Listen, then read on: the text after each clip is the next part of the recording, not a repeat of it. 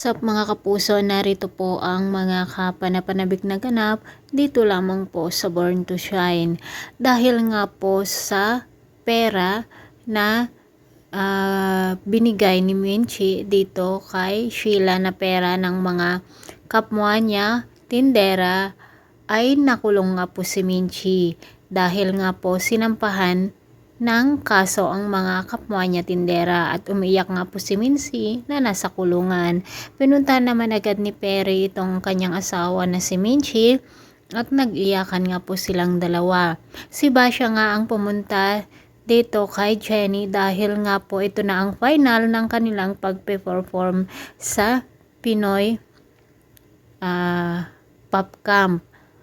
At tinanong ni Jenny kung bakit wala ang kanyang mga magulang. Gusto sanang ilihim ni Basha, ngunit hindi niya ito napigilan ang kanyang bunganga at nasabi niya na nasa kulungan nga ang kanyang nanay kaya't hindi siya makakadalo at pinuntahan naman ito ng kanyang tatay.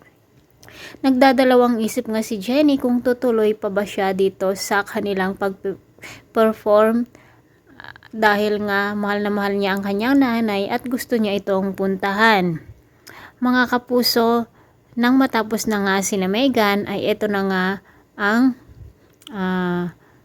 oras ng pagpe-perform nila Jenny at si Yula at Nancy lamang ang nasa stage. Tinanong nga ni Coach Bana si Jenny at sinabi na nga nila na gustong puntahan nitong si Nancy. Ngunit sinabi ni Bana na kapag pumunta si Nancy ay mate-terminate na sila kung kaya't kailangan mag-perform silang dalawa. Hindi naman alam ni Jenny kung ano ang kanyang gagawin, kung pupuntahan niya ang kanyang nanay o itutuloy niya ang kanyang pag-perform. Kinausap naman ni Nate si Jenny kung ano talaga ang kanyang problema. At dito nga magdedesisyon si Jenny na ipagpapatuloy niya ang kanyang pangarap, mga kapuso, at makikiusap siya kay Coach Bana na babalik siyang muli. Pagbibigyan na naman kaya ng mga coaches itong si Jenny, mga kapuso? Ano naman kaya ang gagawin ni Minchi para makalabas siya sa kulungan?